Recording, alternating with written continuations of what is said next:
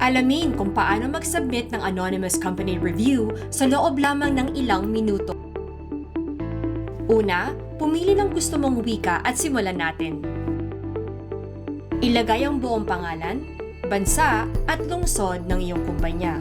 Ilagay ang iyong job title, iyong job status at kung gaano katagal ka na sa kumpanya. I-indicate kung ang iyong sahod ay nababayaran ng maayos sa tamang oras. Kung may bayad ng overtime mo, at ilagay ang kabuuang sahod kung nais mo. Pumili kung ang kumpanya mo ay nagbibigay sa iyo ng accommodation, transportation, healthcare coverage, at transportation pauwi sa iyong bansa. Pumili kung ilang oras kada linggo ang dapat mong trabahuhin base sa iyong kontrata. Pagkatapos, pumili ng bilang ng oras na talagang iyong tinarabaho kada linggo at i-indicate kung ang iyong passport ay nasa sayo o nasa employer. I-rate ang iyong safety sa trabaho.